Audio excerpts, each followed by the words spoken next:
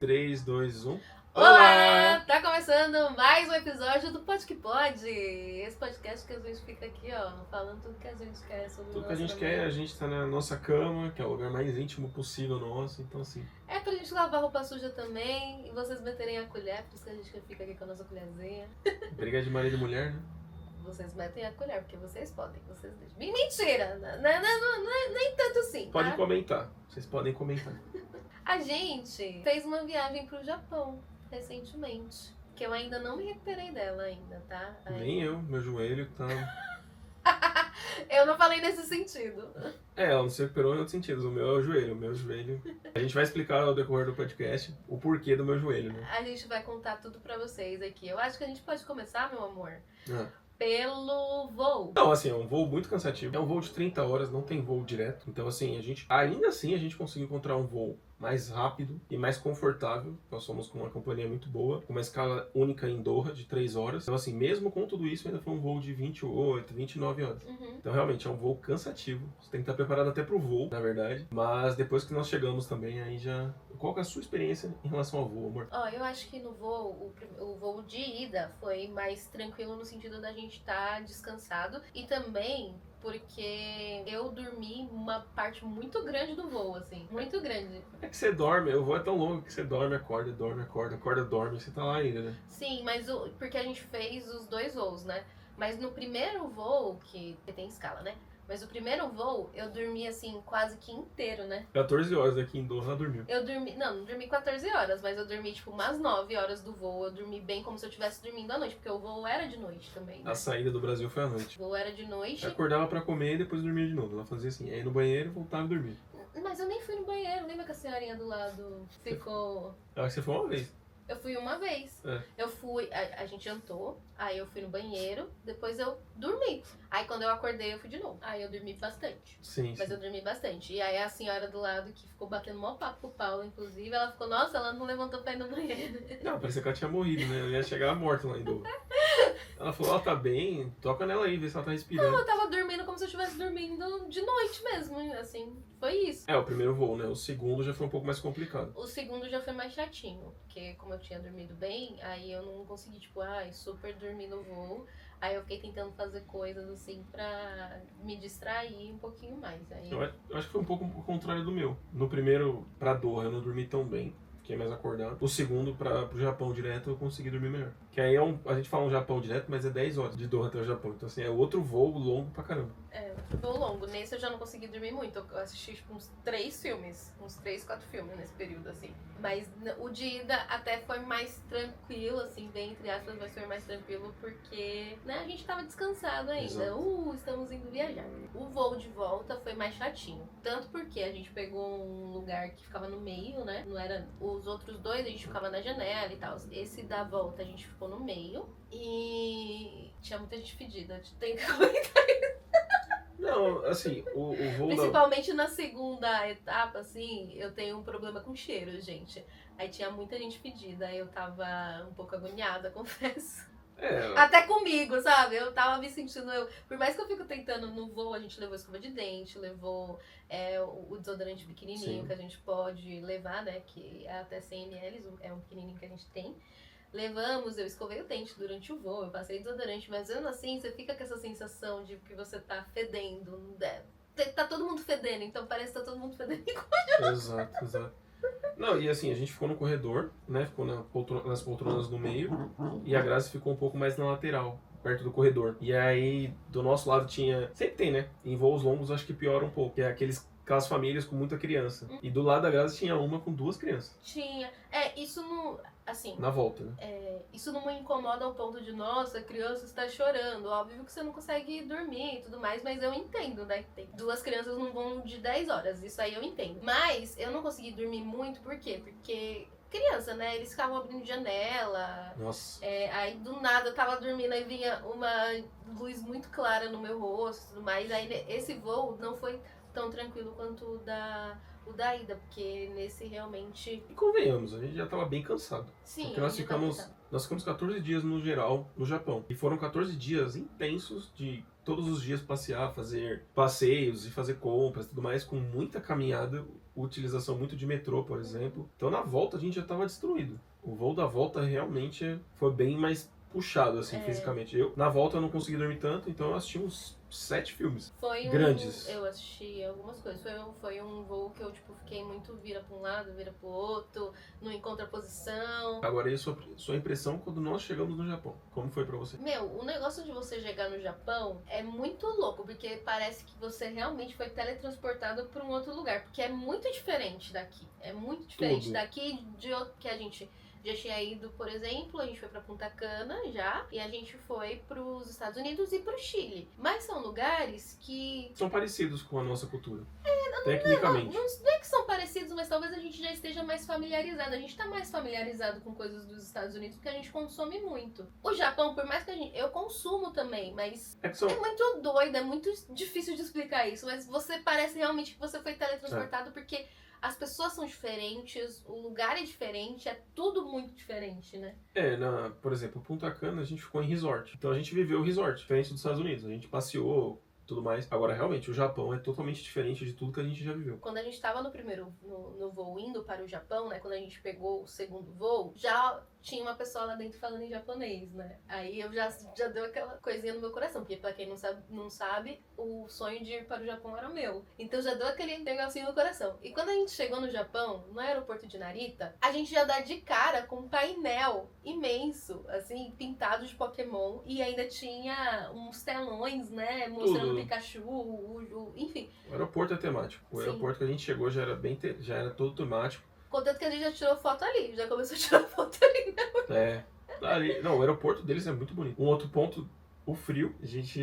Eu pelo menos não tava esperando tanto frio. Falaram que era frio, ok, faz frio. Em São Paulo também faz 10 graus às vezes, mas lá é um 10 graus muito diferente. O Paulo ele tava muito desacreditado, porque eu falei, amor, vai estar todos os dias que a gente vai estar no Japão, vai estar tipo 10 graus, 9 graus, quando a gente for que a gente foi no Monte Fuji, né?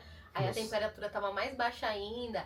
Aí ele, mas 10 graus faz aqui. Aí eu, Paulo, leva coisa pra se agasalhar, Paulo. Leva coisa pra se agasalhar, porque a gente não sabe como é em outro país, né? De feio. Não, e é um frio úmido, né? Sim. Tem aquele frio úmido, com vento. Então, assim, ele é muito mais frio. A sensação térmica é muito maior. E ele levou um choque maior ainda, por quê? Lá é tudo climatizado. Então, dentro do aeroporto, tava quentinho. Tava, tipo, bem tranquilo. Saiu, né? Você abre a porta aqui, ó, parece que você entrou num freezer. Parece que você abriu a porta do freezer. Você entrou num freezer, surreal o frio. E detalhe que a gente foi na primavera. E tinha, né, a galera que vai no inverno mesmo deve pegar um frio muito doido. Deve dar neve, deve pegar neve, né? Aí a gente pegou esse frio, né? A gente desceu no aeroporto de Narita e a gente pegou um ônibus de...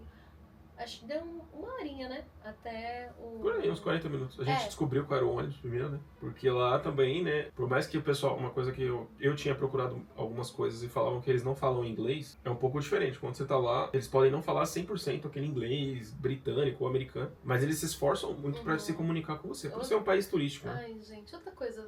Eles conversam com você... Japoneses. Não é por ser um país turístico. Tem um monte de país turístico que ninguém tá nem aí. Por exemplo, nos Estados Unidos teve... Quando eu fui pedir um garfo na recepção, a menina foi super grossa comigo. Mas... No Japão não teve uma pessoa que foi grossa comigo. Eu acho que quando a gente chegar no ponto de falar os pontos positivos e tudo mais, eu acho que a educação e a gentileza deles, eu acho que não conhecemos o mundo todo, mas acredito que deva ser um dos mais gentis, mais educados do mundo, com certeza absoluta. Se eles não sabem, eles vão atrás, eles te ajudam, eles... Vem aqui, eu vou ver com você também.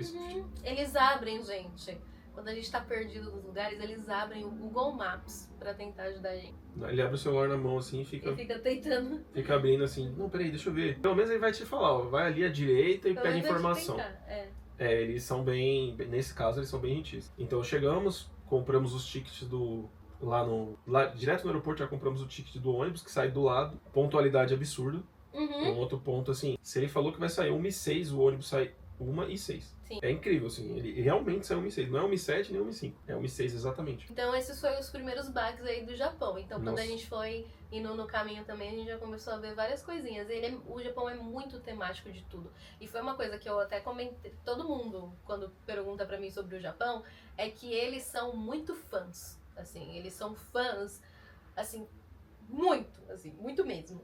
Quando eles gostam de alguma coisa, eles gostam muito. Então, por isso que tudo é muito temático, né? Por isso que tudo é muito, sabe, exagerado até, dependendo do que for. É temático, é muito colorido. Uhum. Pelos animes, essas coisas que eles têm lá. É tudo muito colorido, Pokémon, essas coisas. Eu acho engraçado, porque por mais que seja muito colorido, muitos lugares, né, sejam muito coloridos, eles são bem sóbrios na vestimenta, né? Eles em si. A maioria, quando a gente vê assim, eles estão usando preto. Social, parece. Eles sempre estão indo trabalhar, ou estão voltando do trabalho, ou estão fazendo alguma coisa. Sabe quando a gente tá assistindo um anime e aparece ali no meio do anime um grupinho de pessoas todas vestidas de preto, assim, tipo, meio terninho voltando do trabalho? É assim, é a mesma coisa. E o que eu acho mais engraçado de quando a gente viaja, assim, é que a gente começa a perceber que as coisas que acontecem nos filmes, assiste, né? Enfim, nas coisas que a gente assiste. Na série e tudo mais. Realmente acontecem. Eles não estão criando ali uma coisa. É uma coisa realmente do dia a dia deles. É uma coisa cultural deles. Tanto quando a gente foi para os Estados Unidos, né? Lembra que numa fila a gente ficava... Eu sei que a gente tá falando do Japão, mas teve uma fila da Disney que tinha uma família preta, assim. E eu ficava, nossa, amor, eles são iguaizinhos os da série, assim. Mas a gente começa a ver que realmente é aquilo, né? É aquilo que a gente tá vendo. Você meio que tá vivenciando aquilo que você consumiu a sua vida inteira, que eu acho que é o que mais legal.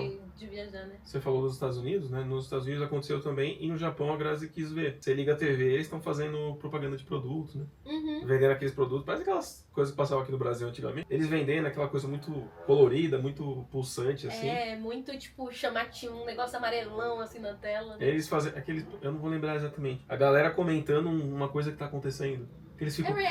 Aí eles ficam, oh meu Deus, tá acontecendo alguma coisa, e ficam uns carinhas assim. Na TV mesmo, na TV você consegue assistir, a Grazi quis assistir. Esse é um hobby meu, tá, gente? Toda vez que eu viajo, publicitária, né? Coisa de publicitária. Mas toda vez que eu viajo, eu gosto de ligar a TV de outros países pra eu ver o que eles fazem. Tanto os programas quanto os comerciais também. Aí a gente realmente começa a gente ter a certeza de que aquilo que a gente vê daqui é o que acontece na TV de lá também. É verdade, verdade. Não, e assim, a Grazi conseguiu ver esses reacts dele, de eles ficarem lá comentando. Eu achei muito engraçado. Parecia que eu tava vendo uma coisa no YouTube. Porque na TV deles passa a galera comentando as coisas que estão acontecendo e tudo mais. Era um produto. Sabe esses vídeos que a gente vê, que a gente acha que é mentira, e que deve ser mesmo, mas de um produto de skincare que a pessoa passa, tipo, tava com o rosto cheio de espinha. Aí na hora que passou, nossa, sumiu tudo lisinho, tudo maravilhoso, assim. Sabe essa mentira que a gente vê? Passa na TV deles lá, essa mentira também. Isso é verdade. Não, mas não é mentira não, os produtos deles funcionam mesmo. Não, os produtos funcionam. Eu digo que a mentira de tipo, você acabou de passar e já ficou com o rosto liso. Isso é mentira, tá? Isso é mentira. Tem que passar umas 3 caixas do produto. Não, os produtos são bons, mas assim, milagre só Deus faz. O país muito tecnológico. Então, assim, você consegue, pelo celular, controlar praticamente toda a sua viagem. A gente conseguiu, mesmo sendo um país com uma língua completamente diferente do português, tem muitas coisas indicando inglês, por exemplo. Uhum. Então a gente conseguiu conversar com as pessoas, conseguiu caminhar e encontrar o que a gente queria fazer, porque literalmente a gente andou os 14 dias que a gente esteve lá. Isso aí o Paulo pode falar um pouquinho mais, né, meu amor? Então, o joelho, por exemplo, que eu falei que eu lembro até hoje por causa do joelho, lá eles têm muita tecnologia, eles têm muita coisa, mas assim, uma coisa que pega muito. Eu acho que são dois opostos, né? Ao mesmo tempo tem muita, também não tem, assim. Eles vão do 8 a 80 muito fácil, né? Por exemplo, aqui no Brasil, pelo menos em São Paulo, né? As linhas de metrô são 2, 3 linhas e você consegue tranquilamente caminhar entre elas e tudo mais. Lá é segmentado, então são empresas que cuidam de cada linha. Então muda muito o estilo de linha de uma para outra. Uhum. E o pior, assim, a pior coisa que, pelo menos pra mim, lá foi... O Paulo falou que aqui em São Paulo são 2, 3 linhas, não são bom, tá, gente? São um monte também. Tem um monte, mas é a mesma empresa que cuida. São... CPTM, tem a Metrô de São Paulo... São poucas empresas, assim. Isso. E eu... Falando nisso, acho que o diferencial é que a gente não precisa... Se eu quero ir para a linha 4, amarela, eu não preciso sair na catraca da CPTM para ir para a linha 4. Eu não preciso sair da estação, que às vezes isso acontece no Japão. Eu não preciso pagar de novo, que é um dos pontos negativos, talvez, assim, que a gente viu na viagem, porque o transporte acaba ficando mais caro. Sim. A gente não precisa pagar de novo e a gente paga um valor pelo trajeto inteiro. Se eu sair lá, quando eu saía lá, tipo, pra ir pra casa do Paulo, por exemplo, em São Paulo, Eu pagava, sei lá, quanto tá o metrô agora, tá R$6, eu acho. Mas A gente pagava aquele valor e, fazia o trajeto que você queria. No Japão não, né, amor? No Japão você vai pagando por... Você entra e você paga por distância. Então você entrou aqui, andou um X linhas, vamos dizer assim, estações. Você saiu dela... Né? Eu digo estações para ter uma ideia, né? Estações, você saiu dela, você vai para outra, você paga ali e entra na outra. E aí ele já te cobra aquela parte ali que você andou. Talvez seja um sistema mais inteligente, né? Pensando em pessoas que andam pouco, mas para quem anda muito fica muito caro. Pra quem tá viajando acaba ficando caro. Fica pesado. E o que eu falei da tecnologia, eles são muito tecnológicos em tudo, os painéis são super eletrônicos, tudo certinho, bonitinho. Eles usam, todas as estações praticamente só tem escada fixa. E são muitas escadas, muitas. Não é uma escada ou outra. O Paulo falou que os painéis são eletrônicos, mas depende da estação, né? Como eu falei, eles vão muito do 8 a 80 lá. Então tem um lugar que tá, tipo, tudo bem sinalizado. Por exemplo, tem uma linha lá que é a linha J. Sempre começa com J, essa linha. Eu esqueci o nome da empresa agora. Mas sempre começa com J. Quando a gente tinha que pegar ela, eu ficava desesperada. Eu já começava a ficar com ansiedade só de saber que eu tinha que pegar ela. Por quê? Porque ela é mais difícil a sinalização, né? Tudo mais difícil. Agora, já na estação que a gente foi... na MO lá. Na M. Começava com... enfim, não lembro o nome da estação. Mas nessa outra empresa, já era muito mais... Eu achei muito mais fácil o sistema deles de entender e tudo mais. Porque, nossa, a J lá era bem complicada. Outra coisa que a gente tem que tomar cuidado é que às vezes passa um outro trem, um outro metrô que vai exatamente para o mesmo lugar, na mesma linha. Então você tem que ficar de olho qual é o horário que vai passar. A questão é que o horário lá funciona, né? Ele fala assim, 1h03 vai passar um, 1h06 vai passar o outro. Se você tem que pegar o da 1h06, você não precisa nem ficar lá. Você deixa todo mundo embarcar e depois entra na fila. É muito tranquilo, isso daí eles são muito de boa. Mas o que eu falo das escadas é que, assim, raras as estações têm escada rolante, por exemplo. E tem estações que você desce, sobe, desce, sobe, desce, sobe, pra sair em outro lugar, pra pegar um outro trem, um outro metrô. E assim, ou às vezes pra sair a estação que a gente tava, inclusive, que ficava mais perto do hotel em Tóquio, eu falava, Paulo, não faz sentido. A gente, tipo, a gente tava na linha, aí a gente primeiro descia. Bastante, e depois subia pra sair no mesmo nível. E depois subia pra sair no mesmo... Aí eu ficava, gente, não faz sentido. Não faz sentido nenhum. Então, assim, esse é o ponto mais complicadinho, essa parte da escada fixa e tudo mais. Isso, de andar muito, né? E do metrô. Que, assim, é um pouco confuso. Você vê que até as pessoas que moram lá, às vezes estão no celular, assim, meio... Você não entende o que eles estão falando, claro, mas você entende que eles estão meio perdidos. Eles ficam, assim, procurando. Até eles ficam um pouco confusos com isso. E um outro ponto, e até uma dica pra quem vai pra lá um dia, se for pegar um hotel, pega um hotel próximo à estação, né? A gente pegou foi onde, amor? Foi em Minato, né? Era 15 minutos da estação. A rua é a tranquilidade em pessoa. Muito tranquilo, você vai com o celular na mão, é muito tranquilo. Não importa o horário, mas você já vai andar muito durante o dia. Então, se você puder evitar Osaka, por exemplo, a gente ficou do lado. Eu vou falar bem aqui pra vocês. Se você puder evitar, pra quem não tá só ouvindo, eu tô fazendo um sinal de preço. Em Tóquio, a hospedagem em Tóquio é bem diferente o valor de Osaka. A gente ficou hospedados em 2 cidades lá no Japão. A gente ficou em Tóquio e a gente ficou em Osaka. Só que em Tóquio, nos grandes centros, é muito... E perto da estação, óbvio, é muito mais cara a hospedagem. É muito mais cara. Então, nesse sentido, a gente queria economizar um pouco também. Mas no fim das contas, sim, a gente já sentiu dores. Mas, pra vocês terem noção, onde a gente estava hospedado, o hotel que a gente estava em Osaka, ficava na frente do metrô. E a gente, mesmo nesse de 15 minutos que a gente pegou, o hotel ficou mais caro do que o de Osaka. Então, em Tóquio, os valores são muito mais altos. Mas, mesmo assim, você fala, ai, Grazi, qual cidade no Japão eu só consigo ficar em uma? Qual que você ficaria? Eu ficaria em Osaka, não sei você, mas eu ficaria em Osaka. Foi a minha preferidinha, assim. Eu gostei bastante de lá. A gente ficou muito perto do centro, né? Também. Então pra gente foi mais simples, vamos dizer assim. Mas foi uma cidade sensacional. Mas bem até o centro do Japão, porque óbvio, a gente foi, né? A gente foi em Shibuya, Shinjuku, a gente foi nesses lugares. Mais movimentados, né? Mas mesmo assim eu ainda gostei mais de Osaka. Eu achei um clima bem gostosinho. Eu gostei de todo o Japão, tá, gente?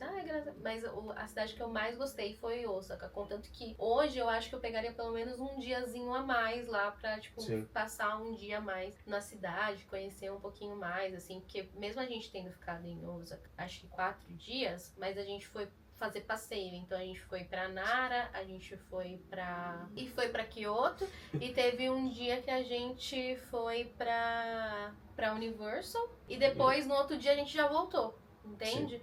Então aí a gente não conheceu super Osaka, a gente deu umas passeadinhas ali, no primeiro dia a gente chegou mais à tarde, aí a gente passeou um pouquinho, mas eu teria ficado um diazinho a mais lá, assim, porque eu gostei bastante. E nesse trânsito entre Tóquio e Osaka, nós pegamos o trem-bala, né? Que é uma experiência sensacional. É algo que anda 300 por hora, anda 300 por hora e parece que tá parado. Não tem trepidação nenhuma, é uma coisa muito tranquila. É um pouquinho mais caro, 2 pessoas, um trecho tá R$1.000, R$1.100, mais ou menos na conversão de hoje, né? Então assim, ida e volta vai dar R$2.000. Também é por distância, né? Como a gente ia pra Osaka, aí deu esse valor pra 2 pessoas. No caso a gente ia pra Osaka por causa da Universal, perdão. Por causa da Universal, então a gente tinha que ir pra lá. Mas quem for pra lá, de lugares assim do Japão, seria isso, né? Tóquio, Osaka. É que, assim, no roteiro que a gente fez, a gente optou por, como a gente tinha 14 dias, né? A gente optou por ficar hospedado em só 2 lugares. É que tem uma galera que fica hospedada em outras cidades também. Tipo, tem gente que se hospeda em Kyoto, tem gente que se hospeda em Nara. E, tipo, se hospeda nessas 4 cidades numa viagem só. A gente falou, não, vamos só fazer um bate-volta nessas outras cidades, né? Pra gente, enfim, não precisar ficar trocando tanto de hotel. Porque também Nossa. É um caos, né? É caótico. Ainda mais com esses lugares sem escadolante. Não, é complicado. E a gente tava com bastante mala também, então a gente evitou fazer essas mudanças bruscas assim. Tudo bem que lá tem o serviço de envio de mala. Mas a gente acabou não usando. A gente não usou, mas existe. Você deixa... E é muito tranquilo, tá? É natural deles, eles andam com mala no metrô, né? Sim, é ponto, né? Sim. Não só no metrô, então. No metrô, na rua, eles andam com aquelas malas de 23 que a gente usa pra viagem, eles andam na rua. Então a Grazi até comentou comigo que eles andam pra comprar pra levar coisas do dia a dia, como se fosse uma bolsa mesmo. Só que eles levam no chão. Então, tipo, no metrô você vê um monte de gente com mala. Sim, é pra não ficar carregando peso, eles carregam na mala. Tipo, eles vão na loja comprar coisas, aí eles botam tudo dentro da mala, né? É diferente, muito diferente daqui. Uma coisa do metrô que me impressionou, você vê gente de pé com o notebook na mão trabalhando. Aqui no Brasil eu nunca vi, pelo menos. Tá com o notebook na mão, de pé no metrô, que é um metrô super silencioso também. Todo mundo tranquilo, fila, eles respeitam e tudo mais. A pessoa tá com o notebook trabalhando, assim. Saiu do trabalho e tá trabalhando, né? E não é qualquer notebook, não. A gente não pode abrir um MacBook aqui na linha vermelha. Não pode abrir nenhuma. Primeiro que não tem espaço. Segundo que é impossível. Pode ser a marca que for. Mas o que me impressionou foi isso. Essa questão deles usarem notebook, esse tipo de coisa. A cultura é muito diferente, né? Quem puder conhecer um dia o Japão, eu aconselho. A gente, não agora, mas mais pra frente, a gente pretende voltar também, né? Não só lá, como a Ásia, né? Sim! A gente tem outros destinos na Ásia também que a gente quer ir conhecer. Mas foi uma coisa que a gente despertou mais depois que a gente foi pro Japão, né? Sim. Muda muito. Como a Grazi falou, você se teletransporta para outro lugar. Um lugar super limpo, lugar... Um monte de todo mundo, basicamente, educado, uma cultura muito forte. E a gente nem conseguiu pegar exatamente, por exemplo, as cerejeiras, né? Roxinhas e tudo mais, né? Então, a gente chegou no início da primavera, já tinha bastante cerejeira. Tinha bastante cerejeira. Né? Mas ela ainda tava um pouquinho branquinha. O que a gente percebeu? Que quando ela vai ficando mais velha, digamos assim, mais perto de começar a cair as folhas, ela vai ficando mais rosa. Vai ficando mais rosinha. Então a gente pegou bastante cerejeira, mas mais branquinha. Mas assim, mesmo assim tava linda, as fotos ficaram maravilhosas. Nem tem foto, quando a gente foi pra Kyoto, né, amor? Que a gente pegou uma rua todinha de cerejeira. A gente pegou num passeio também. Eu não lembro qual era o passeio, mas tinha uma... Kyoto era passeio também. Os passeios a gente fez tudo por conta, era tudo conta. Eu não me lembro, mas assim, tinha uma que era dos 2 lados da rua, você andava assim, era só cerejeira, forrado o chão assim com bastante também folhinhas que caíram e tudo mais. Isso foi, se puder ir bem na primavera, é melhor. Claro. Que a primavera é o momento que mais tá... Tem um festival, né? Mais movimentado, né? Porque muita gente vai pra ver cerejeira e tudo mais. Mas, mesmo assim, como a gente foi no início da primavera, eu acho que a gente foi na segunda semana, né, da primavera, acho que tava começando a primavera. Eu acho que a gente ainda não pegou tão lotado quanto a gente achou que pegaria. E olha, o Japão é muita gente naquele lugar. Só pra contextualizar, nós fomos do dia 1 ao dia 15 de abril. Então, assim, a segunda quinzena de abril já é um pouco mais cheia e já é mais próximo, vamos dizer assim, mais dentro da primavera, que começa ali no início de maio, mais ou menos. E o Japão é muito cheio, gente. É muito cheio. A gente foi um dia, né? A gente Lembra aquele dia que a gente tava na rua? Que a gente foi ver um templo? A gente não tava na rua, a gente foi ver o templo. A gente foi, a No sábado. gente foi no templo e depois a gente foi conhecer o lugar e assim, tava muito cheio. O Japão é um país com uma população muito grande e é um país muito pequeno. Então todos os lugares são muito cheios. Esse dia, por exemplo, que a Grazi comentou, a gente foi num sábado. E esse sábado eu fiquei ruim de manhã. Não era o templo, era o Santuário Meiji. Era o santuário. Aí nesse dia a gente pensou, vamos cedo, né? Só que aí a gente já tava bem cansado. Isso aí foi tipo o dia, como eu falei, né? Do dia 1 ao dia 15 nós ficamos lá, isso foi no dia 12, 13, por aí. E a gente já tava cansado e nesse dia eu fiquei ruim de manhã, porque nós, nos passeios, saímos muito cedo. Pra gente conseguir fazer o passeio. Teve dia que a gente fez 2, 3 passeios no mesmo dia. Esse a gente foi por volta do meio-dia. Não dava pra andar. Não dava pra andar. Sério. Parecia... Vamos dar um exemplo aqui.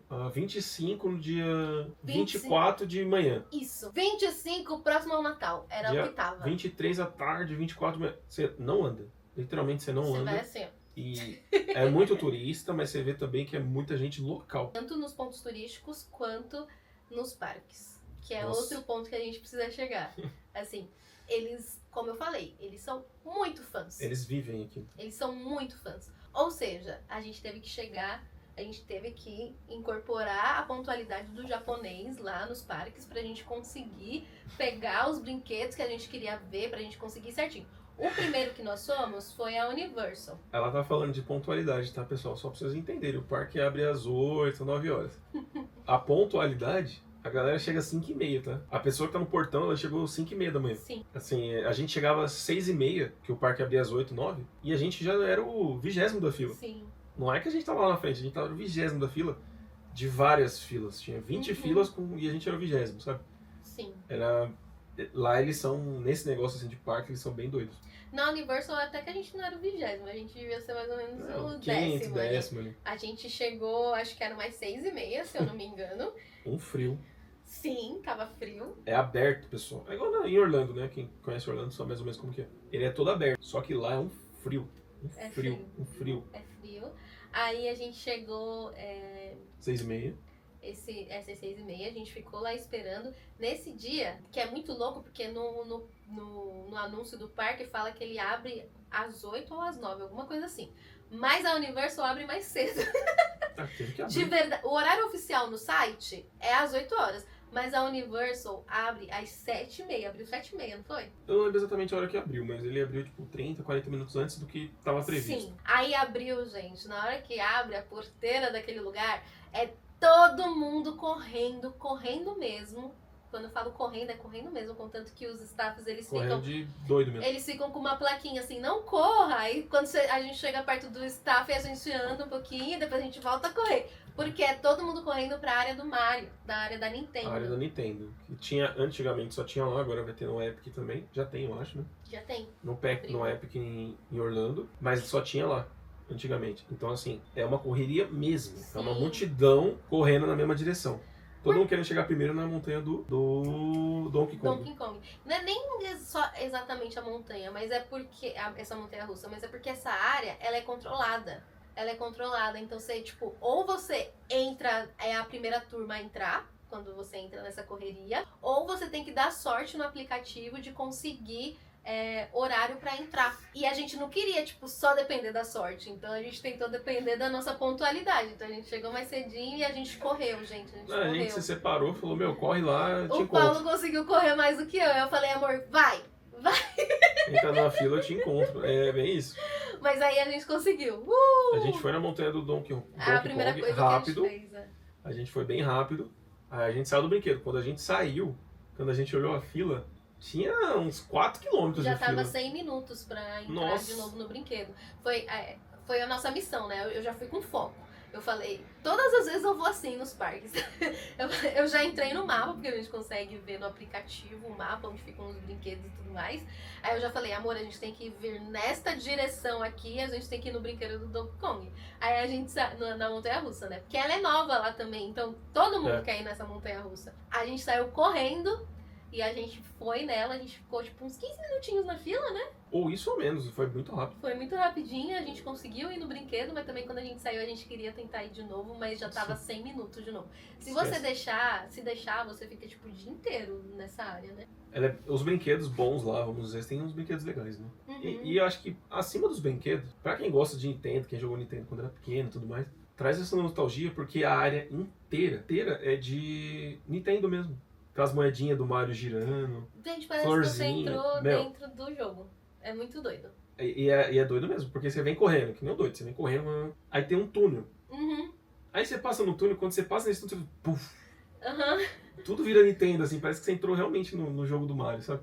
É muito louco. Cara, a cenografia deles é sensacional. Muito doido, assim. Sensacional. A área do Mario é a mais surpreendente, assim. E eu sempre nesses momentos eu começo a chorar que nem uma criança, né? E foi muito doido, porque era o único videogame que eu tinha na infância. A gente tinha, tipo, 2, 3 fitas, se eu não me engano. A gente tinha Come Come, Futebol e a do Super Mario. Eram 3 fitas. E era um jogo que eu jogava quando eu era criança, porque futebol meu pai comprou pra ele. Come Come a gente jogava às vezes quando tava um pouco cansado, mas era Super Mario. Então na hora que eu entrei, nossa, é muito louco. E não só isso, mas eu fico ansiosa antes, né, das coisas acontecerem. O medo dá aquele, tipo, você fica vendo coisa no TikTok, dá aquele medinho de você não conseguir entrar na área. Então na hora que você consegue entrar, dá um negócio assim, tipo, caramba, eu consegui, eu tô aqui. Não só isso, né, mas eu consegui, eu tô aqui no Japão, galera. A menina da cidade de Kyoto tá no Japão, sabe? E o menino de Sapopemba, né, amor? Não, assim, de Disney foi a mais longe, a mais... Disney não, amor, Universal. Perdão, da Universal foi a mais longe, mas foi assim, essa parte, por exemplo, que a Grazi comentou, da Nintendo, aquela área ali, é sensacional. Fora as outras áreas, que tem outras áreas, né? Essa é diferente, porque você entra, aí você faz o que tem que fazer, você zera ela, vamos dizer assim, porque quando você sai, você não consegue entrar de novo. Você não consegue entrar de novo, só se você conseguir o horário no aplicativo. Que é impossível, tá? Assim, entra e faz tudo, depois você vai ver as outras. Né? Porque o parque, a Universal, tem outras áreas também, que são interessantes também, outros brinquedos. Tem um brinquedo lá, acho que é do Jurassic Park. Sim. Que é como se fosse... Tem aquele, eu não lembro o nome, pterodáctilo, não sei, que ele voa, né? E aí você fica exatamente na mesma posição dele, só que é uma montanha-russa. Então você vai assim, deitado de barriga pra baixo, numa montanha-russa. E é sensacional, a gente foi umas 2 vezes, eu acho. Fomos 2 vezes. 2 ou 3 vezes, meu, sensacional. Sensacional. O foco do parque, obviamente, é a área da Nintendo, com certeza. Mas o parque, em geral, tem bastante coisa. Não, os parques da Universal em si, eles têm mais atrações mais radicais, né? Do que a Disney. Isso no mundo todo, eu acho, né? Acredito que sim. Então tem essa área... Quando tem área do Jurassic Park, você vai. Se você gosta de coisa radical, vai na área do Jurassic Park, porque pelo menos no de Orlando e no do Japão são as áreas assim mais... são os brinquedos mais radicais, assim. Sim. Que eles imitam as coisas que os dinossauros fazem, né? Então, esse é muito legal. Não, esse brinquedo Por mais é que eu tenha um pouquinho de medinho de altura, assim. Eu odeio a sensação de queda, mas quando eu tô viajando, assim, eu falo, eu paguei, então eu vou. Já tá no orçamento, tem que ir, não tem jeito. Não, e é uma coisa que eu falava pra Grazi, né? Vai fazer tal coisa? Vamos fazer, porque não sabemos como a gente vai voltar aqui. Então você tá aqui, pega e faz, mesmo que dê medo, mesmo que seja... Sim. Pega e faz, não tem jeito, você tem que pegar e fazer, sabe? Essa é a verdade. A gente gostou muito da Universal. Paulo, vou falar uma coisa pessoal minha. Não só lá no Japão, como nos Estados Unidos também, em Orlando, eu prefiro a Universal do que a Disney. Aí você fala assim, por quê? A Disney tem aquela magia, é muito legal, não tô falando mal da Disney, pelo amor de Deus. É sensacional, mas eu gosto de brinquedo radical. Vou dar um exemplo, eu adoro o Hopi Hari aqui no Brasil. Os brinquedos do Hopi Hari eu acho sensacional. Curto demais a Universal. A Disney também foi sensacional, depois nós fomos na Disney. Sim. Os primeiros dias foram na Universal, acho que da Universal a gente falou tudo, né? Sim, foi bem, no geral, foi bem legal. A gente fez tudo que a gente tinha que fazer na área do Mario, inclusive a gente almoçou no restaurante do Todd. Sensacional também. Então é muito legal, meu Deus. O restaurante, pra contextualizar, você tá ali no restaurante e em volta tem uns painéis de LED. E esse painel de LED é como se fosse uma janela pra cozinha do Todd. Aí ficam eles lá dentro fazendo a comidinha. Sim, pra cozinha e pra cidade dele. Então, tipo, todos os painéis são várias janelinhas, mas todos eles estão interagindo. Teve uma hora que começou a entrar as bombas dentro do restaurante, né? Aí quando você olha pro lado, ela tá girando em tudo, assim. É muito legal, muito legal. É muito legal. E quando a gente foi tirar foto, inclusive, foi uma coisa assim, muito doida, que quando a gente foi tirar foto, o Todd tava cozinhando, não sei se você lembra, ele tava cozinhando, aí a menina veio... ela já veio se oferecendo pra tirar foto pra gente, né? Porque eu acho que eles sabem que todo mundo faz temático foto, do Todd, entendeu? Aí ela, deixa eu tirar uma foto de vocês. A menina tava atendendo a gente. Na hora que ela bateu a foto, o Todd tava dando tchauzinho, assim. Foi muito doido, muito doido. A gente vai 20 vezes no Japão. Ele tava dando tchauzinho, a gente deu tchauzinho também na foto e parece que, tipo, foi proposital. Mas não foi, gente. Não foi proposital. Foi muito legal, inclusive, essa parte.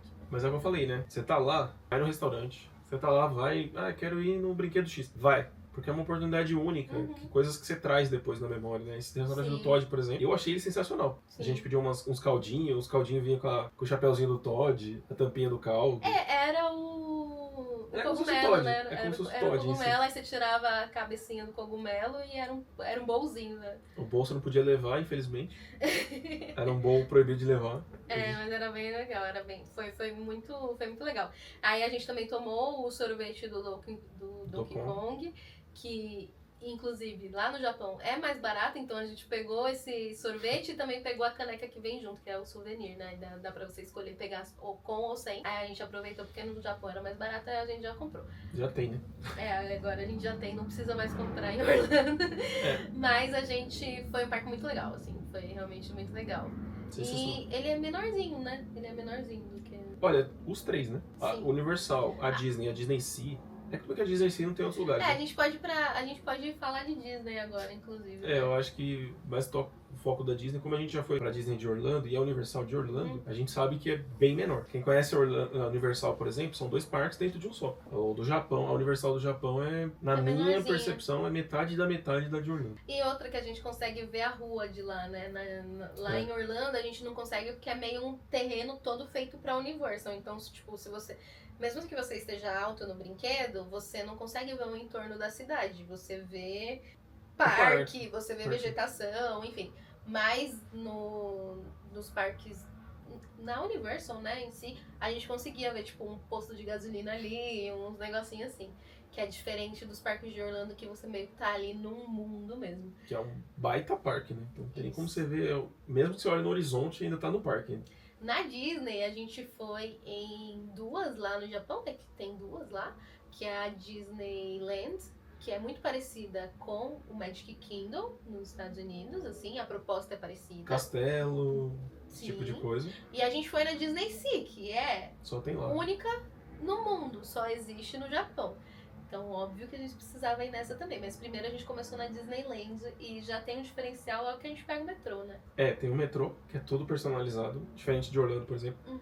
A janela do metrô é o formato do Mickey. Tem as orelhinhas assim. O puxador, aquele puxador, não sei. Já é com o formatinho do Mickey também. Ele é tudo personalizado, né? Todo. O banco é da cor da roupa do Mickey. Todinho personalizado. Você já começa a imersão dentro da Disney ali dentro do metrô. Assim, e é o trenzinho, você desce na estação e o trenzinho te leva tanto pro parque da Disneyland quanto da Disney Sea, faz o retorno, ele fica nesse... Ele fica girando, né? Ele fica girando. Ele é interligado com o metrô da cidade também. Sim, aí nesse dia da Disney, tudo é interligado com o metrô lá. Porque lá os japoneses usam muito metrô, trem, então tá tudo conectado. Mas na Disneyland, o que a gente achou mais engraçado, assim, é que eles são muito fãs do Pato Donald, né? Diferente da Brasil, a gente, tipo, foca no Mickey, talvez. Mickey e Minnie, né?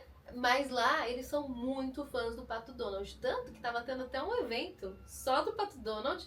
E tinha um monte de gente super vestida e fantasiada, levando o Pato Donald no braço. Vários Pato Donald, tinha gente... Pato Donald desse tamanho. Não imenso, é um pequeno não, bem grandão. Tinha uns que era metade da pessoa e ela tava carregando o Pato Donald pra lá e pra cá.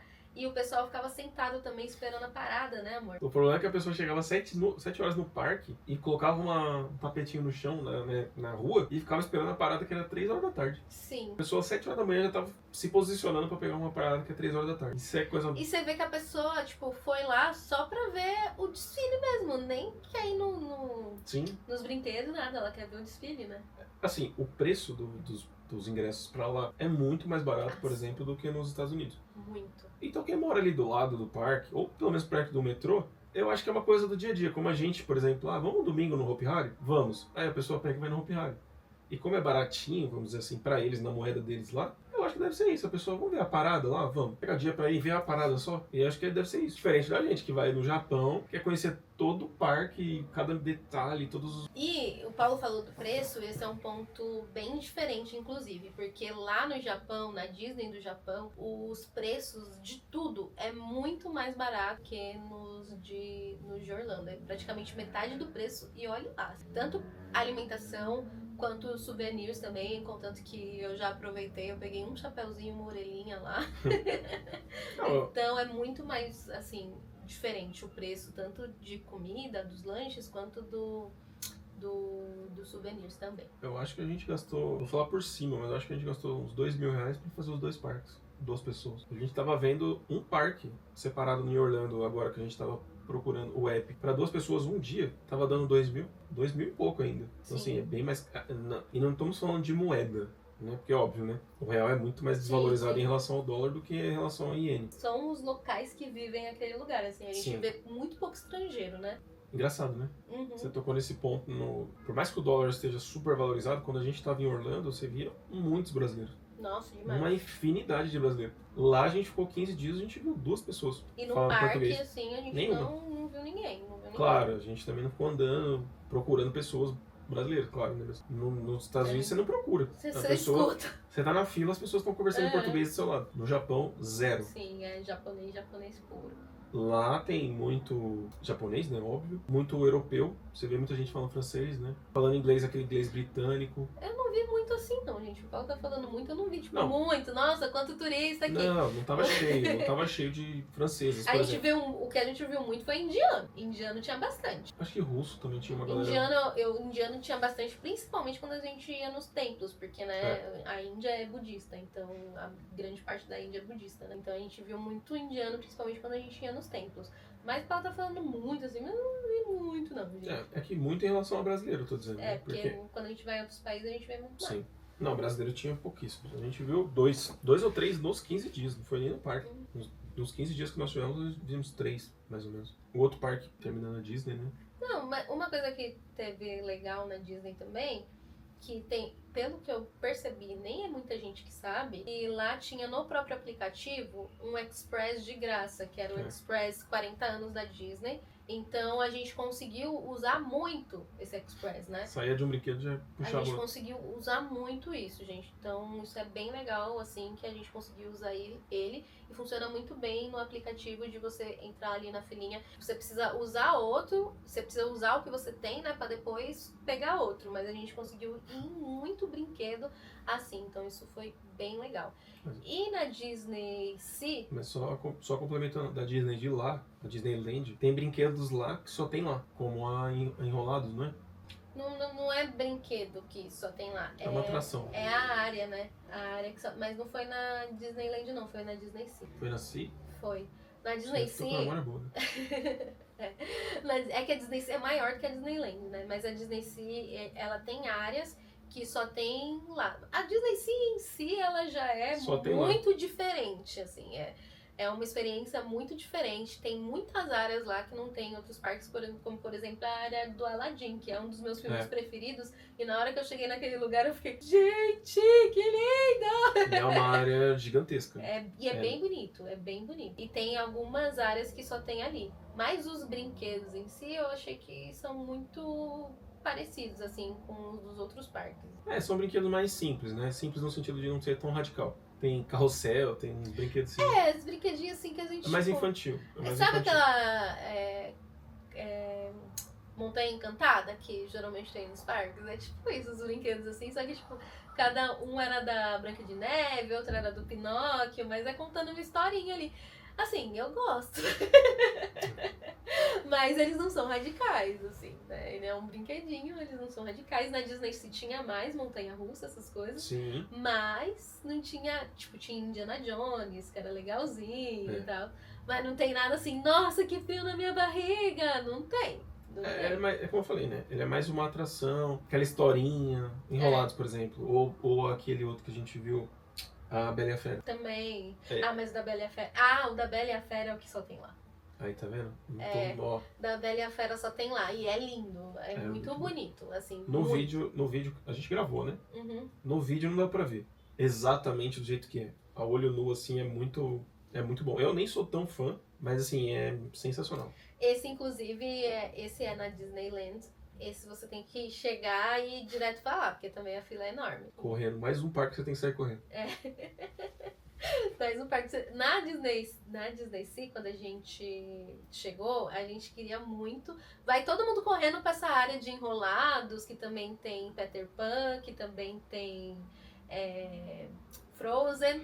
Mas a gente queria ir no elevador. Então a gente, tipo, entrou e correu pro elevador. E a gente foi 3 vezes no elevador nesse dia, né?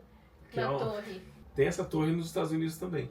Na Hollywood, né? E vale dizer que é diferente. A história que conta lá dentro é diferente da história que conta no parque de Orlando. A gente não sabe a história, porque é em japonês. Não, a gente entende mais ou menos pelas imagens. Você entende mais ou menos o que tá acontecendo. A história geral é um cara que foi pra uma tribo, um rico foi pra uma tribo, pegou um amuleto. Esse amuleto tinha uma maldição, alguma coisa. Ele ficou amaldiçoado e aquele hotel ficou amaldiçoado. É diferente da história. Ele era o dono do hotel, né? Ele era o dono de um monte de coisa, na verdade, né? Ele era o anfitrião do hotel e tudo mais. Nos Estados Unidos é outra história. Só que dá pra entender um pouco melhor porque é em inglês, né? Mas lá, tipo... Mas ele entendeu, porque você viu que ele contou começo, meio e fim, né? Nós somos 3 vezes, né? Só a lógica do negócio você consegue entender. Mas, assim, é muito mais rápido do que o dos Estados Unidos. A segurança é muito maior também. Nossa, sim. A segurança... Não, assim, nos Estados Unidos é seguro, só que a diferença? Nos Estados Unidos é aquele cinto que só vai na nossa cintura. No Japão é aquele cinto de 3 pontas que tem nos carros. Então, na hora, nos Estados Unidos, quando cai, a gente sai do banco. A gente sente que a gente tá saindo do banco. No Japão não, porque você também tá preso no ombro, então você não sente essa fora isso saída do banco, né? Fora isso, a do Japão tem 2 quedas, 2, 3 quedas, alguma coisa assim. Quedas curtas, né? Sim, a dos Estados Unidos cai mais. Cai umas 6 vezes e assim, aquelas quedas gigantescas. A gente tem até um amigo, né, nos padrinhos, que ele não vai nunca mais nos Estados Unidos. Diz ele que ele não vai, mas a gente vai com ele agora em novembro e a gente quer levar ele sim. Ele vai dar um jeito de ir, ele vai ficar só assim, mas 3 ele vai ficar esperando. Mas assim, os brinquedos lá também são muito bons. O parque, a temática do parque, o Disney Sea, pensando em brinquedo, ele é mais radical do que a Disney em si. Que a Disneyland. Do que a Disneyland. Mas os dois são sensacionais. A temática, a história Disney é igual, acho que em qualquer lugar do mundo. A gente não conhece as outras, mas deve ser igual. E outra coisa que a gente percebeu também é que por mais que seja no Japão, a história é americana, né? Sim. A história é americana, os personagens americanos, tudo é americano. Contanto que tem alguns brinquedos que a gente vai, que ele vai contando a história da evolução e aí uma hora passa pelos indígenas americanos e outra hora passa pelos próprios americanos, enfim. Tem uma coisa que você comentou do Pato Donald, né? Que é maior lá, né? E lá também tem aqueles ursinhos que são da Minnie, né? Que a gente aqui no Brasil não fazia ideia quem era. Sim. Não é que nem por cima. Se o Pato Donald a gente ainda sabe. Os ursinhos da Disney, conta aí. A história que eu vi, tá, gente? Eu posso estar enganada. A gente vai até pesquisar pra ver se é isso. Que eu vi no TikTok. Que a Minnie tem um ursinho e os japoneses ficaram um ursinho, tipo, de pelúcia dela, sabe? Em formato de urso mesmo. Ela tem um ursinho, aí esse ursinho da Minnie, que ela carregava, eles criaram uma família inteira pra ele. Então tinha um bairrozinho lá na Disneyland, né? Que era voltado pra toda essa família. Aí tem coelhinho, aí tem o ursinho marronzinho, que é o da Minnie, tem o rosa. E assim, é muito diferente, porque a gente tem...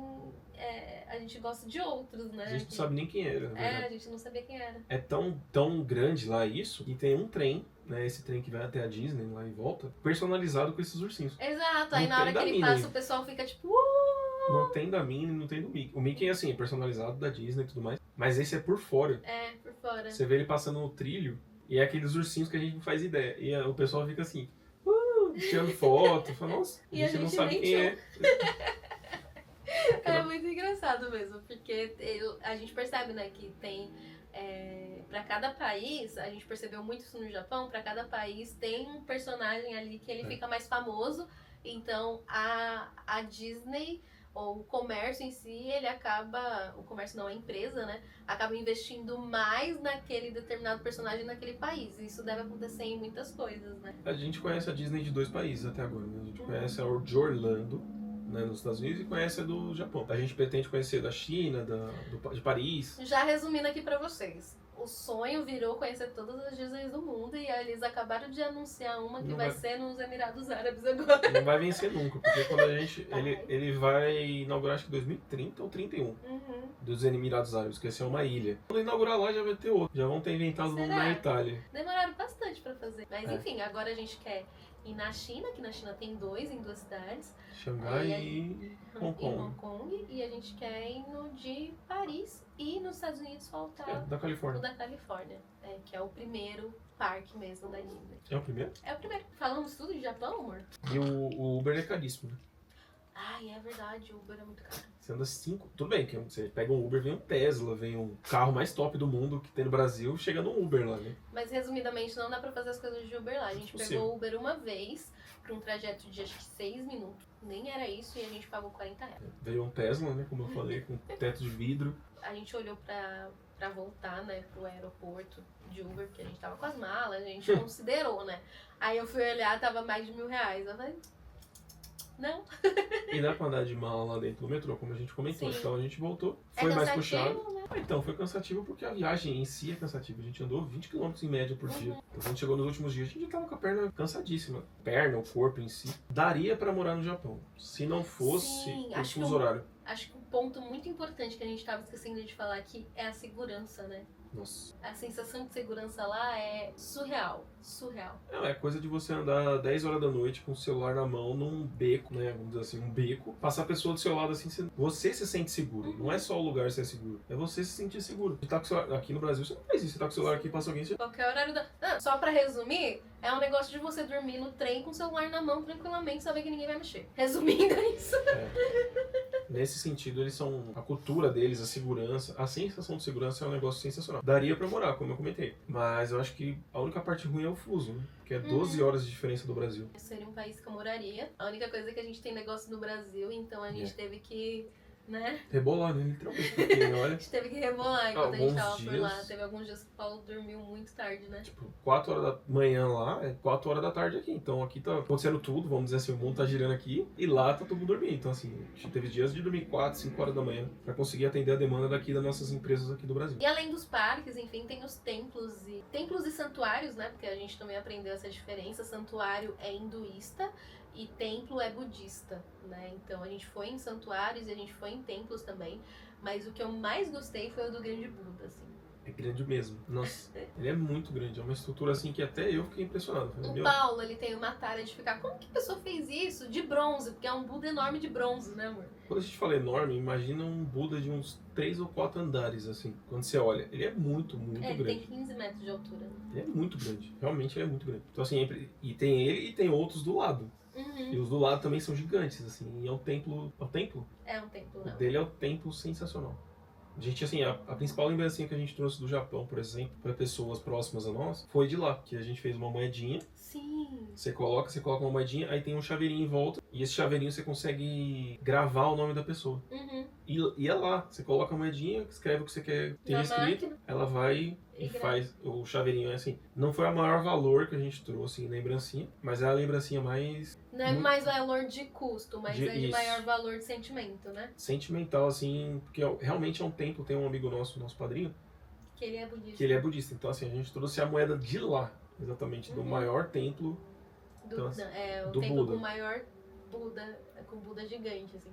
É muito louco, porque por mais que sejamos católicos, toda vez que eu vou em algum lugar religioso, dependente da crença que seja, você sente, né, esse negócio, esse sentimento ali de estar todo mundo na mesma vibração, na mesma energia, todo mundo querendo, com um sentimento bom, né, querendo receber algo bom. Então eu tive muito essa sensação nos templos, mas nesse foi muito mais. É muito louco você ver aquela grandiosidade, ver um Buda daquele tamanho construído em nome da fé, né, se você for parar pra pensar, né. Eles são muito detalhistas. São muito detalhados. Você vê um risco, assim, um desenho que a pessoa faz, é muito detalhado. E eu pego muito nisso, né. Esses detalhes. Como que fizeram isso com a tecnologia de 600 anos atrás? Falei, caramba, hoje seria difícil de fazer. E a galera lá atrás fez e tá até hoje de pé, tudo bonitinho. E ele, assim, eu concordo com a Grazi. Acho que é o melhor templo que nós fomos, assim. O mais que me chamou a atenção. Não melhor, assim, mas no sentido de ter sido o que a gente mais ficou impressionado com tudo. Teve um outro ponto também não falando de templo ou santuário, o Monte Fuji, que eu acho que a gente não falou. A gente deu sorte, sim, sorte. O Monte Fuji fica lá em cima, obviamente, né? Você sobe uns degraus assim, absurdo. Na verdade, existem vários pontos pra você observar o Monte Fuji. Mas esse que nós fomos, você tem que subir muita escada. Muita escada. E a escada grande, assim, degrau grande e super íngreme. Então, assim, é bem cansativo, é um passeio cansativo. Foi ali que o Paulo usou com o joelho. Até hoje. Não, todo o Japão em geral, mas lá foi o que mais forçou, vamos dizer assim, né? E a gente deu sorte, porque a gente chegou e não estava tão nublado. Então a foto que nós temos do Monte Fuji, ali lá no alto, no ponto que eles chamam de observatório, a gente consegue ver claramente o Monte Fuji, o Porque tem isso, você pode subir toda essa escadaria, chegar lá em cima e não conseguir ver porque tá nublado demais e não dá pra ver o Monte Fuji. E a gente teve sorte, porque teve uma pessoa que eu tava acompanhando, assim, no TikTok também, e ela foi, acho que dia seguinte ou 2 dias depois da gente, e tava tudo nublado e ela não conseguiu ver o Monte Fuji, não conseguiu tirar a foto, porque essa é a graça, né? Você subir ali e conseguir tirar a foto e ela não. E é muito bonito, assim, porque lá ele no fundo e tem a cidade embaixo, mas você vê ele claramente, assim, como ele é um gigantesco, né? Você já tá num ponto alto, você tira a foto bem limpa, fica ele atrás, nós temos foto de lá. De lá e tem um templo, não sei como que chama. Não tem. No Japão a gente conseguiria fazer 2 episódios. Nossa, fácil. Porque eu gostei muito. A gente foi no Pokémon Café, a gente fez muita coisa no Japão. Mas a gente vai ficando por aqui porque já deu episódio, né, gente? Já deu 2 praticamente. A gente vai ficando até aqui, até a próxima. Não esquece que a gente tá aqui toda quinta-feira no YouTube e no Spotify. Tchau. Tchau.